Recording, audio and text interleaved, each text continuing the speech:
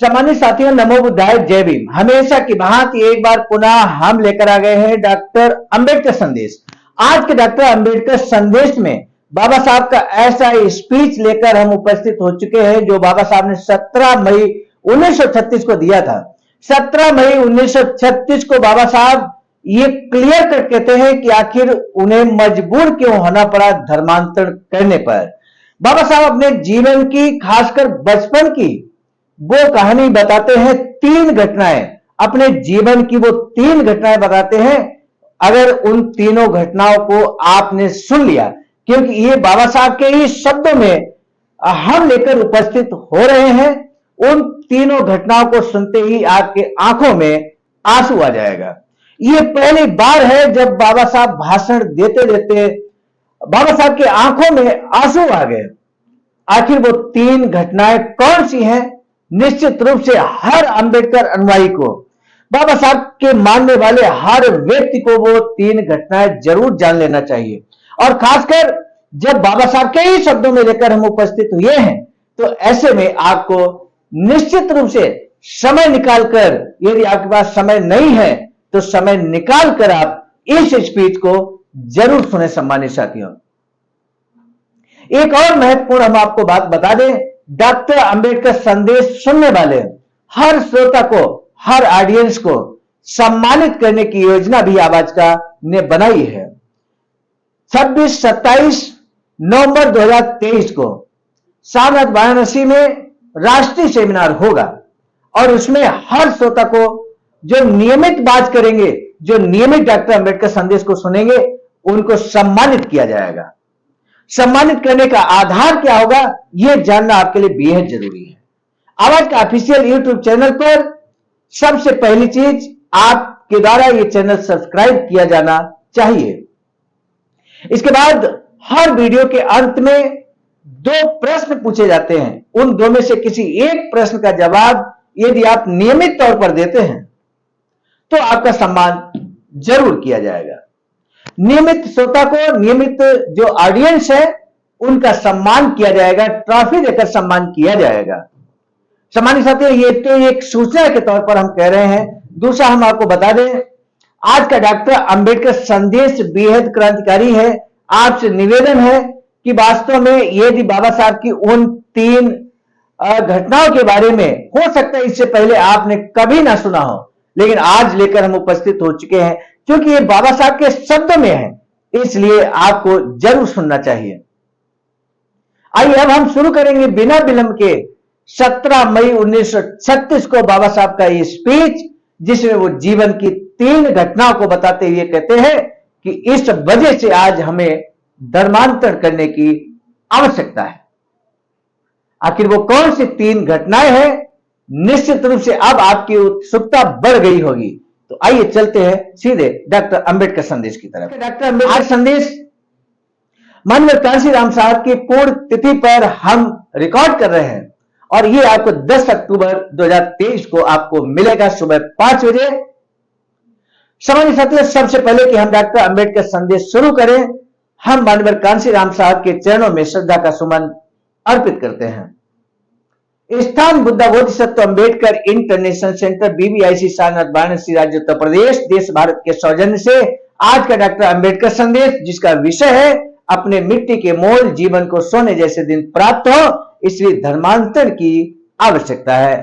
बाबा साहब डॉक्टर अंबेडकर संपूर्ण वाङ्मय खंड 38 पेज नंबर 460 से 464 तक, रविवार दिनांक 17 मई 1936 के दिन कल्याण में डॉक्टर बाबा साहब अंबेडकर की अध्यक्षता में अस्पृश्य माने गए समाज का बहुत बड़ा सम्मेलन हुआ। ये सम्मेलन धर्म परिवर्तन की घोषणा को सार्वजनिक समर्थन देने के लिए ठाणे जिले के पूर्व और दक्षिण हिस्से के अस्पृश्यों द्वारा आयोजित किया गया था। सम्मानित साथियों, आपको मालूम होना चाहिए 13 अक्टूबर 1935 को एवला के मैदान पर बाबा साहब ने धर्मांतरण करने की घोषणा की थी। परिषद के अध्यक्ष डॉक्टर अंबेडकर मुंबई से आने वाले थे। इस बारे में पंपलेटो हैंडबिल के जरिए पहले ही लोगों को सूचना दे दी गई थी। इसलिए डॉक्टर बाबा साहब अंबेडकर को देखने की उत्सुकता से 100 गांव से आया करीब 3-4 हजार का अस्पृश्य जन समुदाय स्टेशन के बाहर उनकी गाड़ी के आने का इंतजार करते हुए खड़ा था। दोपहर 3 बजे डॉक्टर बाबा साहब अम्बेडकर कल्याण स्टेशन पर उतरते ही वहां के प्रमुख कार्यकर्ताओं ने फूलों की माला पहनाकर उनका स्वागत किया। स्टेशन से बाहर निकलते ही डॉक्टर अम्बेडकर की जय, अम्बेडकर जिंदाबाद, थोड़े दिन में भीमराज आज घोषणा से वातावरण गूंज उठा। दर्शन उत्सुक समाज का अंतःकरण डॉक्टर बाबा साहब के दर्शन से आनंद से भर आया। उन्हें देखकर लोगों में नव चेतना का संचार हुआ। डॉक्टर बाबा साहब अम्बेडकर का शहर के प्रमुख हिस्सों से बड़ा जुलूस निकाला गया। जुलूस के दोनों तरफ स्वयंसेवकों के जत्थे बड़े अनुशासन के साथ डॉक्टर बाबा साहब अम्बेडकर का जय घोष करते हुए चल रहे थे। जुलूस के आगे बैंड बाजे बज रहे थे। जुलूस के बीच बीच में विभिन्न अखाड़ों में आए लोग अलग अलग खेल दिखा रहे थे। जनता के उस प्रेम को, स्वाभिमान को देखकर देखने वाला निश्चय ही धन्यता महसूस करता है। सम्मेलन में अपने भाषण के दौरान डॉक्टर अंबेडकर ने धर्म परिवर्तन के बारे में थोड़ा खुलासा किया। उन्होंने अपने भाषण में कहा, अब दिल थाम कर बैठिए मेरे साथियों, अब हम लेकर आ गए हैं बाबा साहब का वो हुबहू स्पीच जो बाबा साहब यहां पर प्रस्तुत करते हैं। बाबा साहब के इस शब्दों में जुबानी से मेरी है, एक एक शब्द बाबा साहब का है। क्या कुछ कहते हैं। दिल थामने की बात हमने इसलिए कहा है क्योंकि आज के स्पीच को सुनकर, आज बाबा साहब की उन 3 घटनाओं को सुनकर आपका दिल पसीज जाएगा, आपकी आंखों से आंसू निकलेंगे। इसलिए सम्मानित साथियों, यदि आपका दिल मजबूत है तभी आप इस अंबेडकर संदेश को अंत तक बात करें, अन्यथा आप चाहे तो यहां पर रोक सकते हैं। बाबा साहब कहते हैं कि मैं धर्मांतरण के बारे में क्या कहता हूं ये सुनने के लिए आज आप खास कर यहां आए हैं, इसलिए इस बारे में मुझे विस्तार से बोलना पड़ेगा। कुछ लोग सवाल पूछते हैं कि हम धर्म परिवर्तन क्यों करें। इस पर मैं एक प्रश्न उन लोगों से पूछना चाहता हूं कि धर्मांतरण क्यों न करें। लोग पूछते हैं कि हम धर्म परिवर्तन क्यों करें। बाबा साहब कहते हैं कि हम पूछते हैं कि हम धर्मांतरण क्यों न करें, धर्म परिवर्तन क्यों करें। इस सवाल का जवाब मैं अपनी जिंदगी में घटी घटनाओं के सहारे आपको बता सकता हूं। मेरी ही तरह आपके जीवन में भी ऐसी घटनाएं घटी होंगी। जिन कारणों से धर्म परिवर्तन करने का निर्णय मैंने लिया है उन्हें आप पर सिद्ध कर दिखाने के लिए मुझे अपने जीवन में घटी कुछ घटनाओं के बारे में बताना होगा। ये ऐसी घटनाएं हैं जिन्होंने मेरे मन पर हमेशा के लिए छाप छोड़ी है। आज मैं उनसे 2-3 बातें आपको बताना चाहता हूं। मेरा जन्म इंदौर के महू में हुआ। उस समय मेरे पिताजी सेना में थे, वे सूबेदार के पद पर तैनात थे। सेना के साथ ही हम लोग रहते थे, इसलिए बाहर की दुनिया से हमारा कोई संपर्क नहीं था। इसीलिए अस्पष्टता के बारे में मुझे कोई जानकारी नहीं थी। पिताजी ने जब अवकाश प्राप्त किया, यानी कि जब वो रिटायर हुए, तब हम सब सतारा में जाकर रहने लगे। मैं 5 साल का था तभी मेरी मां गुजर गई। सम्मानित साथियों, महसूस कीजिए, हर एक घटना को महसूस कीजिए, दिल से महसूस कीजिए। सतारा जिले में गोरे गांव में अकाल पड़ा था, इसलिए सरकार ने अकाल के कुछ काम निकाले थे। उस समय एक तालाब बनाया गया। इस तालाब का काम करने वाले मजदूरों को तनख्वाह बांटने के काम पर मेरे पिताजी की नियुक्ति की गई। हम 4 बच्चे सतारा में रहते थे और अपने काम के कारण पिताजी गोरेगांव आए। गोरेगांव गए। करीब करीब 4-5 साल हमने केवल चावल खाकर बिताए। समझिए साथियों, ये 5 वर्ष की अवस्था में बाबा साहब सतारा जिले में पहुंच जाते हैं और किस तरह से पूरा लगभग 4 से 5 साल सिर्फ चावल खाकर बिताए हैं बाबा साहब ने, पूरे परिवार ने। सतारा आने के बाद हमें अस्पष्टता के बारे में एहसास होने लगा। पहली घटना जो बाबा साहब जिक्र करते हैं, कहते सबसे पहली बात मुझे याद है कि हमारे बाल काटने के लिए नाई नहीं मिल रहा था। हम बड़ी मुश्किल में फंसे। फिर मेरी बड़ी बहन ने हम सबको बरामदे में बैठाकर बाल काटना शुरू किया। वो अभी भी जीवित है। 17 मई 1936 का भाषण लेकर हम उपस्थित हैं। सम्मानित साथियों, सतारा में इतने नाई होते हुए भी वे हमारी हजामत क्यों नहीं करते, ये मुझे पहली बार पता चला। दूसरा वाकया था, गोरे गांव में थे तब हमारे पिताजी हमें खत लिखा करते थे। उन्होंने एक बार हमें गोरेगांव आओ इस आशय का खत भेजा था। हम रेल में बैठकर गोरेगांव जाएंगे, इस बात से मैं बहुत खुश था। तब तक मैंने रेल नहीं देखी थी। पिताजी के भेजे पैसों से हमने अच्छे कपड़े बनवाए। फिर मैं, मेरा भाई तथा बहन के बच्चे हम सब पिताजी से मिलने निकले। निकलने से पहले पिताजी के नाम खत भेजा था, लेकिन नौकर की लापरवाही के कारण वह उन्हें नहीं मिला था। इसलिए हम गोरेगांव कब पहुंच रहे हैं ये उन्हें पता नहीं चला। हम लोग खुश थे कि हमें लेने के लिए पिताजी नौकर भेजेंगे, लेकिन हमें निराश होना पड़ा। रेल से उतरकर हमने नौकर की राह देखी। मेरे कपड़े ब्राह्मणों की तरह थे। गाड़ी आकर निकल गई। आधे पौन घंटे तक हम स्टेशन पर खड़े इंतजार करते रहे। स्टेशन पर हमारे अलावा कोई नहीं था। हम सब बच्चे ही थे। इसलिए स्टेशन मास्टर हमारे पास आकर हमसे पूछने लगा कि आप कौन हैं, आपको कहां जाना है।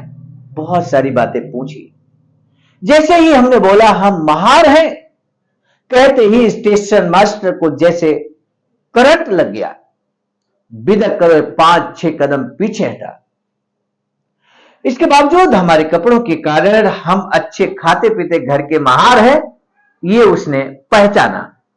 हमारे लिए गाड़ी बुला लेने का निर्णय उन्होंने लिया, लेकिन शाम के 6-7 बजे तक कोई गाड़ी वाला हमें इसलिए ले जाने के लिए तैयार नहीं हुआ क्योंकि हम महार थे। आखिर एक गाड़ी वाला तैयार हुआ, लेकिन उसने एक शर्त रखी कि वह खुद गाड़ी नहीं चलाएगा। सेना में रह चुका था, इसलिए गाड़ी हाँक कर ले चलना मुझे कठिन नहीं लगा। हम मान गए।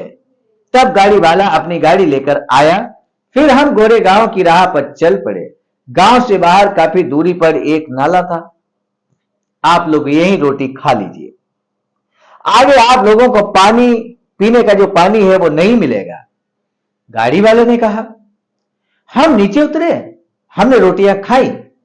नाले का पानी इतना गंदा था, उसमें बड़ी मात्रा में गोबर मिला हुआ था। इतने में गाड़ी बांध कहीं से रोटी खाकर आया। फिर हमारी गाड़ी चलने लगी। काफी रात बीतने के बाद गाड़ी वाला धीमे से गाड़ी में आकर बैठ गया। रास्ते में कोई रोशनी नहीं थी, कोई आदमी नहीं। हमें रोना आ गया। इस तरह रात के 12 बजने तक हमने सब किया। मन में तरह तरह के ख्याल आ रहे थे, जा रहे थे। लगा कि हम कभी भी गोरेगांव नहीं पहुंचेंगे। इतने में एक टोल नाके पर हमारी गाड़ी पहुंची। हम सब उसमें से फटाफट कूदे रोटी खाने के लिए। टोल नाके के आदमी से पूछताछ की। मैं पर्शियन भाषा अच्छी तरह जानता था, इसलिए उस आदमी से बोलने में मुझे कोई कठिनाई नहीं आई। लेकिन उसने मुझे बड़े ही घमंडपूर्ण तरीके से जवाब दिए। पानी के बारे में पूछने पर सामने वाले पहाड़ की तरफ हाथ दिखाया। आखिर जैसे तैसे हमने टोल नाके पर रात बिताई। सुबह फिर से गाड़ी से निकले और दोपहर में अधमरी सी हालत में गोरेगांव आकर पहुंचे। तीसरी घटना बाबा साहब जीवन में बोलते हैं, बताते हैं हम सभी को।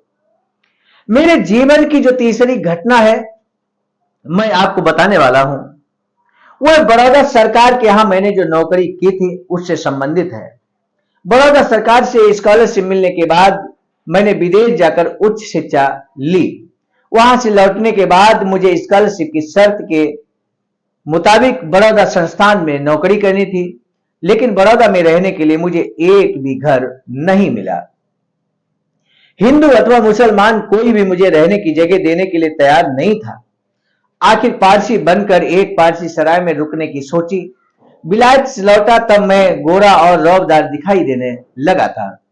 आखिर मैं अदलजी सोराज जी के नाम से एक पारसी सराय में रहने लगा। रोज के 2 रुपयों के हिसाब से सराय का रखवालदार मुझे वहां रहने के लिए जगह देने को तैयार हुआ। इससे पहले ही बड़ौदा संस्थान के मालिक एक पढ़ा लिखा महार का बच्चा ले आए हैं, ये बात लोगों में फैल चुकी थी। मैं पारसी बनकर सराय में ठहरा था। इस बात से लोगों को मुझ पर शक हुआ और आखिर में मैं ही वह हूं, इस बात का उन्हें पता चला। दूसरे दिन मैं खाना खाकर दफ्तर जाने के लिए तैयार हुआ था, तभी 15-20 पारसी लोग हाथ में लाठियां लेकर मुझे मार डालने के इरादे से आ गए। सोचिए सम्मानित साथियों, क्या कष्ट नहीं सहा बाबा साहब ने। उन्होंने पहले मुझसे पूछा, कौन हो तुम?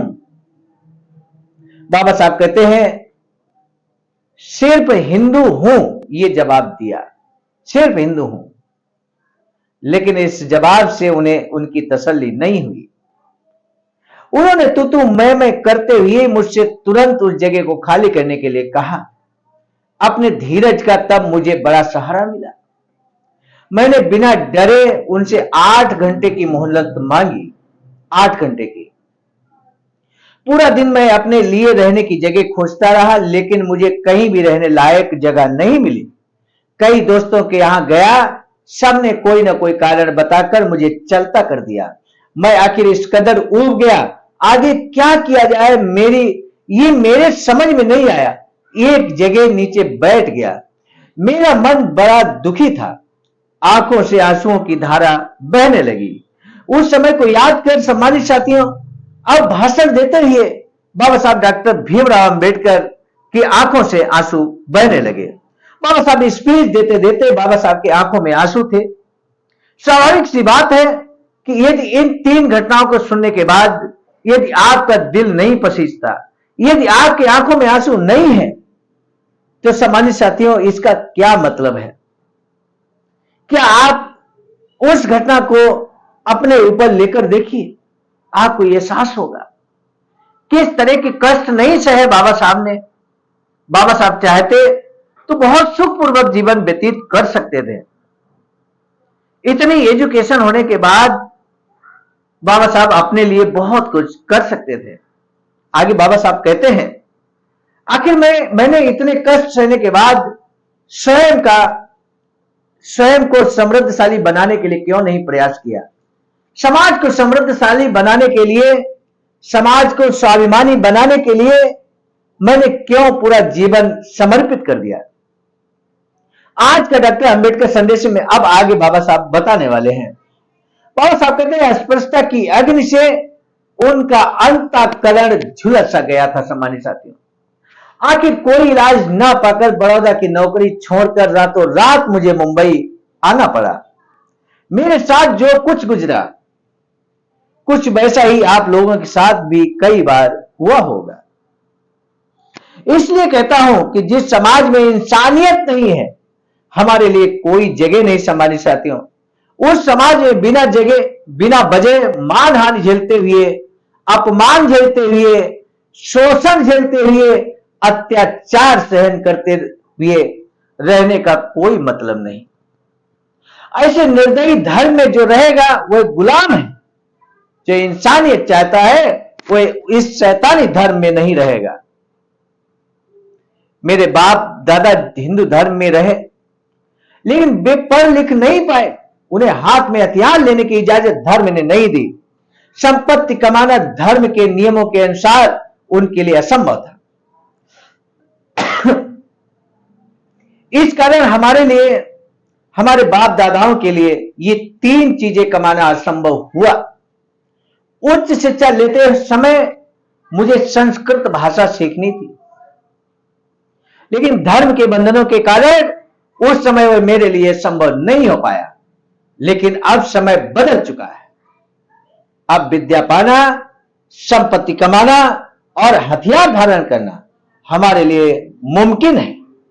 ऐसी स्थितियों में जिस धर्म ने आपके बाप दादाओं को गुलामी में तड़पाया, किसी भी बेहतर स्थिति का फायदा न उठाने देकर आपको अज्ञान और दरिद्रता में रहने के लिए विवश किया, उस हिंदू धर्म की परवाह आप क्यों करते हैं?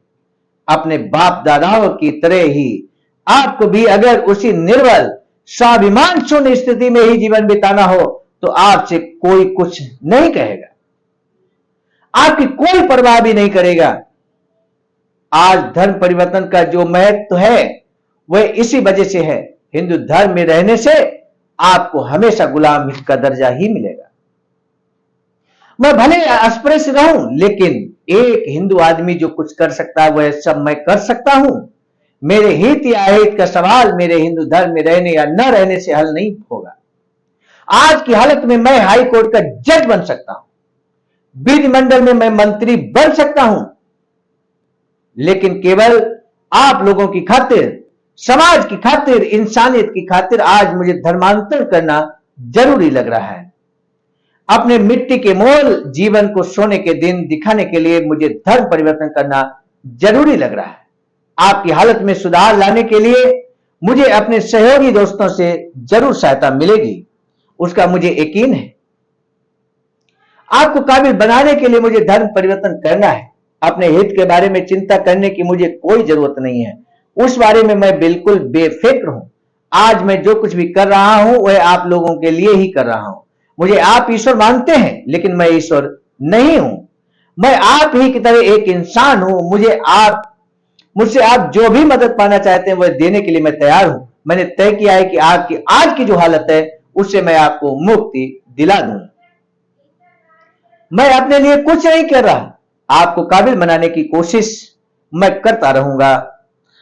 आप अपने हालात के बारे में जान लीजिए। मैं जो राह दिखा रहा हूं उसे अपनाइए, इससे आपका हित साध्य होगा और आपकी काबिलियत सामने आएगी।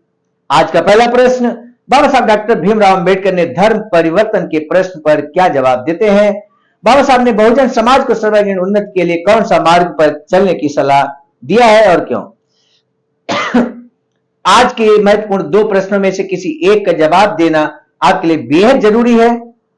नियमित डॉक्टर अंबेडकर संदेश बात करने वाले सामान्य साथियों का और नियमित उत्तर देने वाले सामान्य साथियों का निश्चित रूप से सारनाथ वाराणसी में जोरदार सम्मान किया जाएगा। डॉक्टर अंबेडकर संदेश ऑडियंस अवार्ड से सम्मानित किया जाएगा आपको, और जो रीड करते हैं, जो व्हाट्सएप के जरिए आपको मैसेज मिलता है, उनको डॉक्टर अंबेडकर रीडर अवार्ड मिलेगा, डॉक्टर अंबेडकर संदेश रीडर अवार्ड मिलेगा। तो इस तरह से आपसे निवेदन है कि आज से ही संकल्प लीजिए कि नियमित आप डॉक्टर अंबेडकर संदेश को बात करेंगे, फुल बात करेंगे, और हर प्रश्न का जवाब आप देने की कोशिश करेंगे। आवाज का ऑफिशियल यूट्यूब चैनल पर कमेंट सेक्शन में आप प्रश्न का उत्तर दीजिएगा। हमें आपके उत्तर का बेसब्री से इंतजार रहेगा। आज का डॉक्टर अंबेडकर संदेश समाप्त करने से पहले हम आपको बता दें, बाबा साहब की एक अधूरी इच्छा वैचारिक सेंटर बनाने की है। 14,000 स्क्वायर फीट जमीन परचेज कर ली गई। Ring road, green city, Faridpur, Saran, Varanasi, राज्य उत्तर प्रदेश में, जहां तथागत बुद्ध ने अपना प्रथम उपदेश दिया था, बाबा साहब ने अपना अंतिम भाषण दिया था, ऐसे स्थान पर, ऐसे पवित्र स्थान पर बाबा साहब की अधूरी इच्छा के अनुरूप वैचारिक सेंटर कुछ इस तरह का निर्माणाधीन है। ये सुंदर सी प्रतिकृति आप देख पा रहे हैं। ऐसा ही वैचारिक सेंटर जल्द बनकर तैयार हो, इसके लिए आपका भी अमूल्य योगदान प्रार्थनीय है, अपेक्षित है। आपसे भी निवेदन है कि आप भी दिए गए अकाउंट नंबर पर अपना अमूल्य योगदान कर सकते हैं।